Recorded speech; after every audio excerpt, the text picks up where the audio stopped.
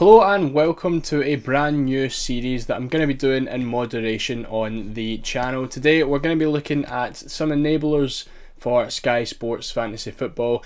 Again, as I say, this isn't going to be really too much of a common thing. This is probably something I'll just come on and do when there's an international break. And basically I'll just be summing up some enablers, some of the best performing enablers over the last couple of weeks.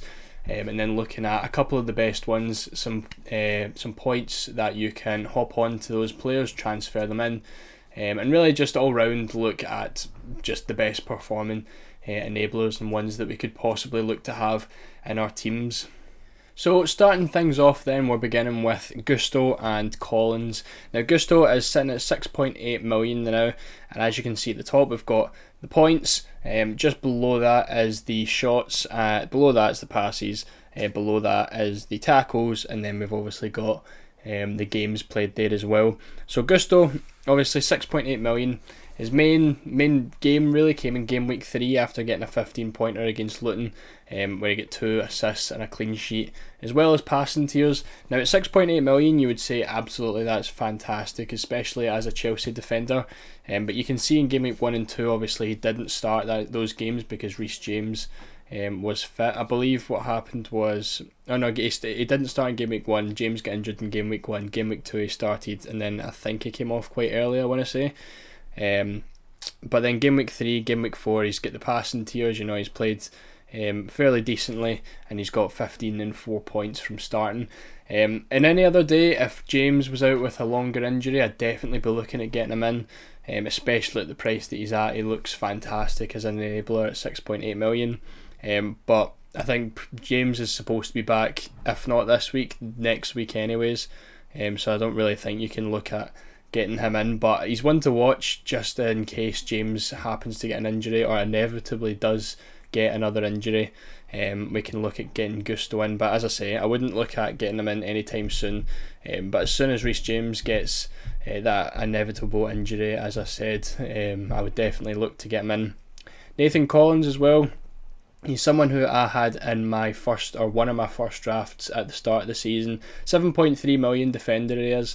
The only issue that we have is that he might not start every game. Obviously, I think it was game week 4 he didn't start. Came on, got an assist, which was great against Bournemouth, getting the 4 points. But it does look like he could consistently get some passes. Brentford are fairly decent defensively as well, so we could get some clean sheets in there. Obviously got 1 point against Spurs, that was a 2-each draw. Wasn't really close to anything there, but again he's playing against a team that is a bit more dominant in possession. Fulham close to the passes, already kept the clean sheet, that could have been a decent haul there. Palace got the passes, just didn't keep the clean sheet, and then Bournemouth he obviously didn't start. But I think Collins could be one to look out for, making sure that he does get those consistent starts. And again at 7.3 is decent. There is probably better options at 7.3, but this video is not really to say every single one of these guys you should definitely look to go for. It's just really looking at guys who are getting the consistent bonus points, and just ones really to keep an eye on. I think Collins is just, I wouldn't be looking to rush him in, but again he's one you can keep an eye on, see if he does consistently get those passes. And hopefully Brentford can keep some clean sheets as well. Next up we have two of my more preferred enablers. It is Yves Bissouma and Christian Norgaard. Now Bissouma is definitely probably one of the, or if not the most popular enabler pick so far this season. 7.3 million he's coming in at, and he definitely looks like the most consistent. We've obviously got 2 pass tier 2s from him in the first 2 games, and we've recently just had 2 tackle tiers. Just tackle tier 1 from him, but again just missed out in pass tiers for game week 4 as well. But he has been fantastic this season, definitely one of the players of the season so far. And again, as I say, we're getting passes and tackles out of him. For 7.3 million, I think he's definitely a must-have in the midfield. 5 points, 5 points, 3 points, 4 points. He's probably not going to get any attacking returns, but for that price you're going to consistently get at least some sort of bonus. He is prone to a yellow card as well, which is unfortunate when you get those -1s, and then maybe later down the season we may end up seeing a suspension. but at least for now, you know you're getting passes, you know you're going to get possible tackles. I've said he get passes in the first 2 games, he didn't. He got passed in the first game, and then he's had tackles in the last 3 games. But again, as I said, 45 passes, and then he came off early in game week 2, 59 passes in game week 4. It definitely looks like he could end up being a monster for bonus points. Christian Norgaard as well. He's one of those guys, I think he kind of is like Bissouma, but he just doesn't hit those consistency. As you can see as well, he's game week 3, he was very close to the passes with 58. Managed to get an assist in that game to make up for it, but that would have been a 7 or 8 pointer in game week 3 for him. We know Christian Norgaard is capable of getting goals as well. I think he scored a couple goals last season, as well as getting a few assists. But you can see there he's had 4 tackles in game week 2, 3 tackles in game week 3, 5 tackles in game week 4. So playing in that defensive mid role, he definitely could get the tackles just like Bissouma. And he is 0.4, but I think Norgaard's 6.9 million, so he's 0.4 mil cheaper than Bissouma is. But he isn't going to nail on those bonus every game. But I think if you can't quite afford Bissouma, you can always just go for Norgaard at that bit of a cheaper option. And he will still get those bonus points, maybe just not at the levels that Bissouma does. Next on the list, we're looking at 2 strikers. We're looking at Carlton Morris from Luton, and we're looking at Odson Edouard from Crystal Palace. Now these 2 are kind of players you're going to be looking at for the dodgy captaincy days. Morris is sitting at 7.1 million, Edouard at 7 million. It's 2 players that you could end up hauling from. Obviously, we've just looked at Bissouma and Norgaard, who are going to get the consistency points, 4 or 5 points every game. But you can see with Edouard there, he's had a 10 pointer, a 15 pointer, and he's one of those guys that could possibly just make up for getting a few 2 pointers in a row, and then just hit out with a big banger as he has. So I think Edouard is the highest point scoring player. Below 7.3 million so far this season, with 29 points, which is fantastic. But yeah, like I said, he's got 3 goals out of him as well. And then we've got Morris as well, who has a goal and an assist, again at 7.1 million. Obviously we have the Luton single game day coming up against Burnley. He could always be an option. But as I said, these 2 probably just ones to look out for. Edward's kind of been getting the shot bonuses as well as the goals.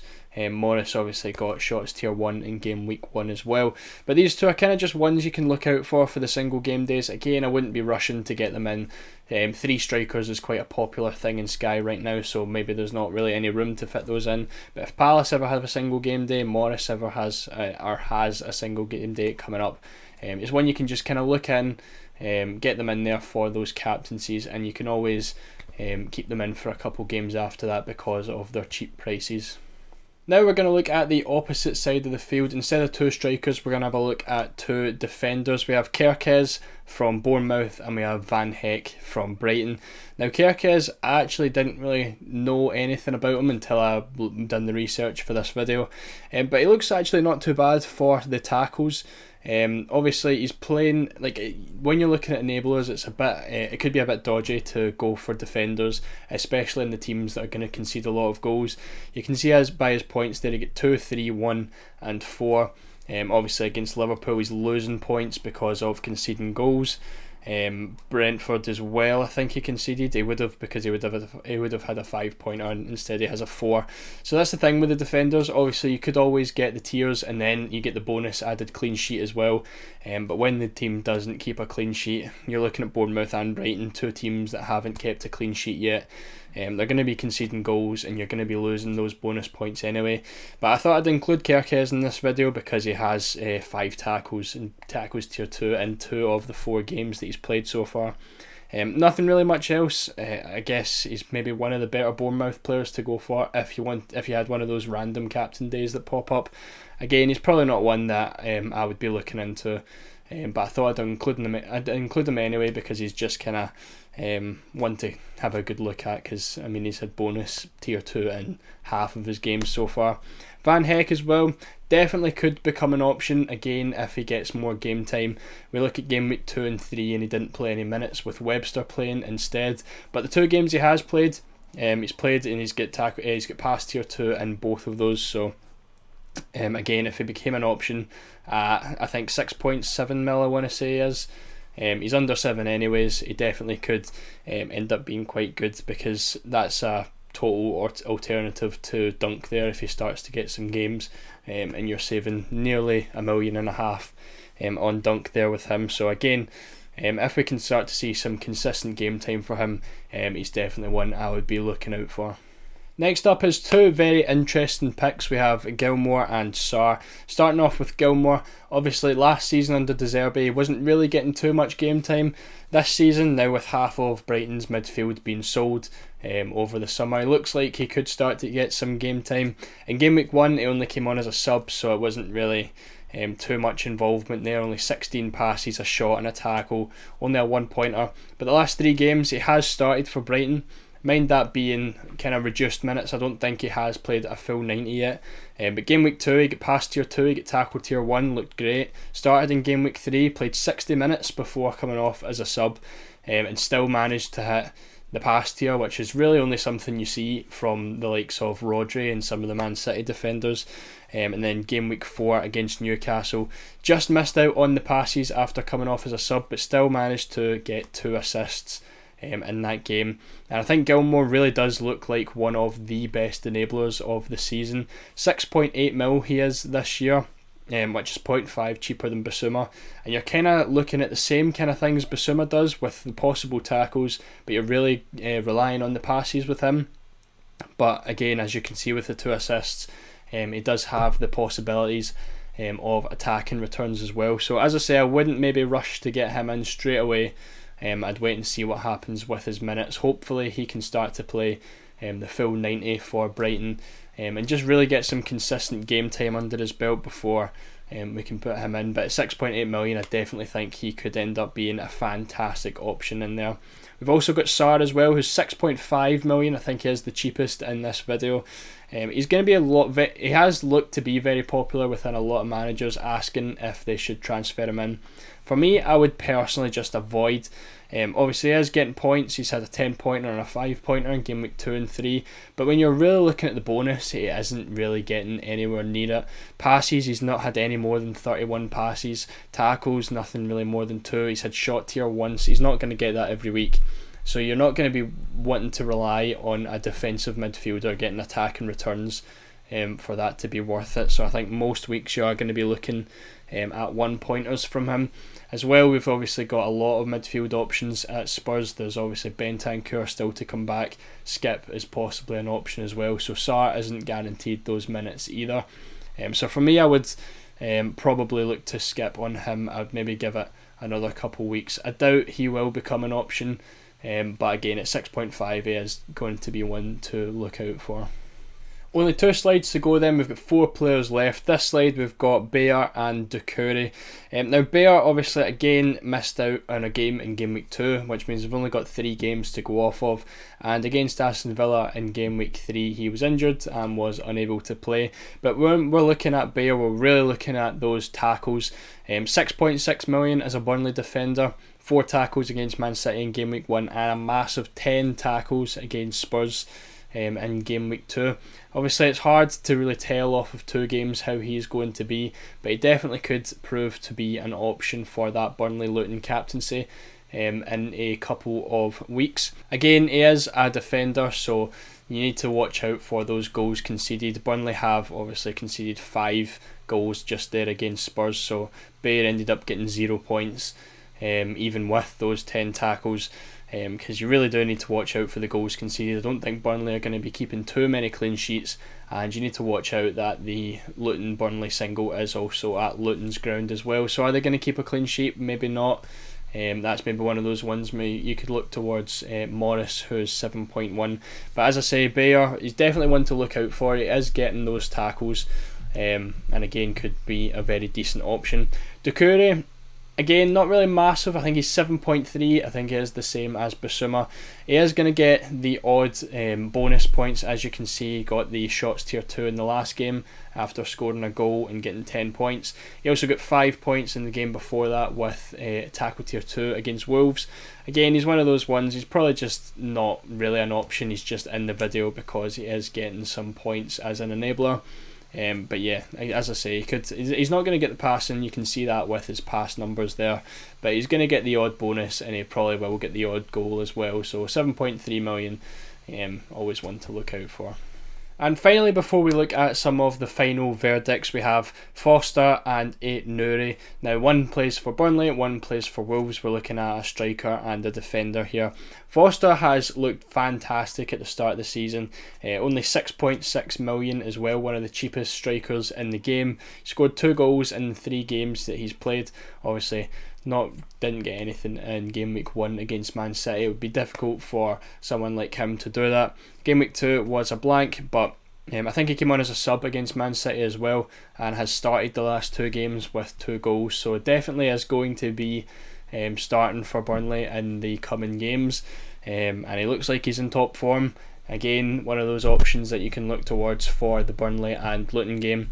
Really not much else. He's not going to get consistent shot bonus, but at least he has 6.6 million, and you will probably get the occasional goal from him. Ecuele as well, again probably someone that you're not going to be rushing in to get, just kind of there as an option, someone who's going to get the tackle tiers like he has been doing in the last 4 games. He's not going to get the passes, and I don't think he's nailed on to start either. I think it would have been game week 3 that he came on off the bench, only getting 9 passes against Everton. But again, he's one of those guys, he plays as a wing back, he will eventually get an attack and return, something like an assist, maybe and a goal. But again, you can see he is getting some tackles in there as well, and at some point, if Wolves buckle up their defence, could become an option with some clean sheets and again bonus and attack and returns as well. And to finish off the video, I wanted to pick my top 4 enablers that we've took from this video here. Number 1, I've went for Bissouma. I think that's a pretty obvious pick. As we already spoke about, he is getting those consistent bonus points, and I feel like you can rely on him to get those passing or the tackles at least in every game that he plays. In terms of hop-on points, next Sunday he plays against Arsenal. We're really looking at the Sundays, the Monday games to be able to hop on to these players, because you don't want to miss out on a fixture.